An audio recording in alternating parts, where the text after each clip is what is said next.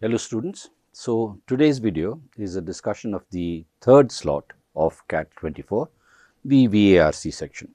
Well, as you know, 24 questions and the order was not predetermined. I mean, it wasn't a straightforward first RCs then verbal ability order.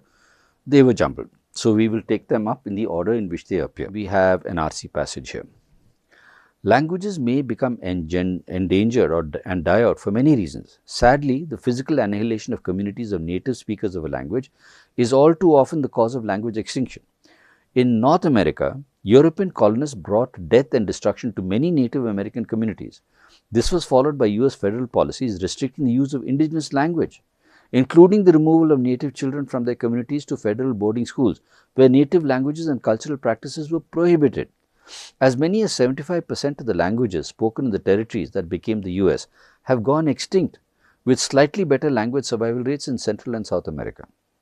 Even without physical annihilation and prohibitions against language use, the language of the dominant cultures may drive other languages into extinction. Young people see education, jobs, culture and technology associated with the dominant language and focus their attention on that language. The largest language killers, that means what killed indigenous languages, are English, Spanish, Portuguese, French, Russian, Hindi and Chinese, all of which have privileged status as dominant languages, threatening minority languages. When we lose a language, we lose the worldview, culture and knowledge of the people who spoke it, constituting a loss to all humanity. People around the world live in direct contact with their native environment, their habitat. When the language they speak goes extinct, the rest of humanity loses their knowledge of that environment, their wisdom about the relationship between local plants and their illnesses, their philosophical and religious beliefs, as well as their native cultural expression in music, visual art and poetry that has enriched both the speakers of that language and others who would have encountered that culture. As educators deeply immersed in the liberal arts, we believe that educating students broadly in all facets of language and culture yields immense rewards. Some individuals educated in the liberal arts tradition will pursue advanced study in linguistics and become actively engaged in language preservation, setting out for the Amazon, for example, with video recording equipment, to interview the last surviving elders in the community to record and document a language spoken by no children. That means there are only old people there who are going to vanish pretty fast.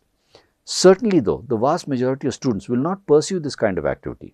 For these students, a liberal arts education is absolutely critical from the twin perspectives of language extinction and global citizenship. When students study languages other than their own, they are sensitized to the existence of different cultural perspectives and practices. With such an education, students are more likely to be able to articulate insights into their own cultural biases, be more empathetic to individuals of other cultures, communicate successfully across linguistic and cultural differences, consider and resolve questions in a way that reflects multiple cultural perspectives, and ultimately extend support to people, programs, practices and policies that support the preservation of endangered languages. There is ample evidence that such preservation can work in languages spiraling towards extinction. For example, Navajo, Cree and Inuit communities. So, the Navajo and Cree are what we used to call Red Indians and the Inuit are what we used to call Eskimos. So, example, Navajo, Cree and Inuit communities have established schools in which these languages are the language of instruction and the number of speakers of each has increased.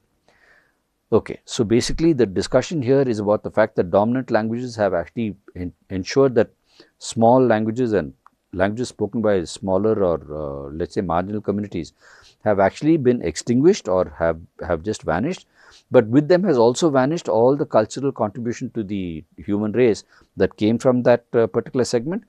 And while now there are people who study these languages and some of them try to ascertain where these languages still exist, many of them are actually going to benefit by recognizing that society is better and human life is better because of those languages. It can be inferred from the passage that likely South America had a slightly better language survival rate than North America for all the following reasons, except because it does say that in North America lots of languages have actually vanished. In Central and South America it's not been so extreme. Okay, so now you have to infer what could, and the inference in the passage from what is given to us in the passage as to what could have been the reasons for this. So, three reasons except one. So, locals were provided job opportunity to the colonial administration? No, because the jobs all were in the dominant language. So, It can't be 1. So, 1 is a possible exception. The colonial government was unable to mainstream the locals, right, which means over there they weren't able to bring them into the mainstream, they weren't able to offer them jobs, and therefore they continued to be separate communities and they continued to maintain their languages. So, that is the reason. European colonists allowed children of native speakers to stay at home with their families, quite right, unlike in the US where they brought them to places where they banned those languages and practices, whereas in South America they might have actually allowed them to stay. Okay. Not too many native speakers were killed by European colonists. Again, that means they didn't wipe out such people entirely. So, basically the US is given an example where people were not only annihilated physically, but their languages were literally banned and banished, and that is the reason that in the US the dominant language is so much. Whereas in South and Central America, it is possible that the colonial government was not able to bring in the mainstream, actually allowed them to stay at home with their families, did not really kill them, as a result of which the language survival rate is better in South America. Now, locals being provided job opportunities is not the possibility, because if they were, the job opportunities would have been in the dominant languages. So, 1 is the exception to 17. Which one of the following hypothetical scenarios, if true, would most strongly undermine the central idea of the passage? The central ideas being that dominant languages have killed small languages, but small languages are really important. They are important because they give us a sense of what humanity is, and it is necessary to carry them on, it is necessary to allow them to exist. So, if one of the scenarios was true, it would undermine the central idea then. So, recording a dying language that has only a few remaining speakers freezes it in time, it stops evolving further. Now, if that was true, you record a dying language that has only a few remaining speakers, it freezes it in time, it stops evolving further. But the point is, people will still come to know about it. So, that does not undermine the central idea. Most liberal arts students will pursue jobs in publishing and human resource management rather than doctorates in linguistics. But if they pursue jobs in publishing and human resource management, right, would it undermine the central idea? They would still therefore be aware of cultures, etc. They would still be aware of the fact that people have other things that they need to pay attention to, and therefore they will use that in publishing and human resource language. So, that does not actually undermine the central idea. A liberal arts education requires that in addition to being fluent in English, students gain fluency in 2 of the top 5 most spoken languages globally. But that means they are going to only focus on dominant languages. And if it focuses on dominant languages only, even a liberal arts education focuses on dominant languages, then what this person is saying about a liberal arts educated person would actually be a great, would be able to understand human development through languages, is not going to happen. So, 3 definitely undermines the central idea of the passage. 4. Schools that teach endangered languages can preserve the language only for a generation, but that does not undermine the central idea, right? It still means that they will in some sense contribute to continuity of a language. So, 3 then undermines, if it was true, 3 would undermine the central idea of the passage. 19.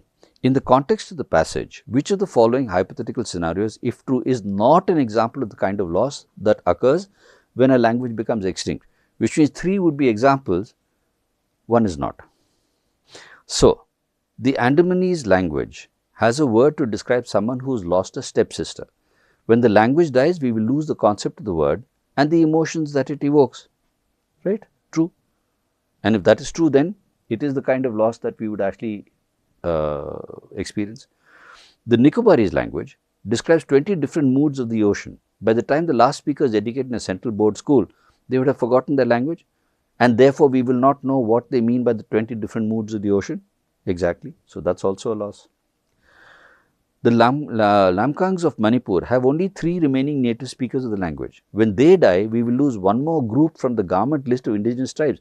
That is not the point. It is not that we lose a garment group from the garment list of indigenous tribes. We will lose the experience that they brought to human society. So, we will just keep 3 there. The Inuits of Alaska have 35 different words to describe the texture of snow. When the language becomes extinct, we will lose that particular sense of snow. Exactly. So, 1, 2 and 4 are actual loss to the human species. 3 is only talking about statistical loss. It is only talking about statistical loss, not loss to human experience.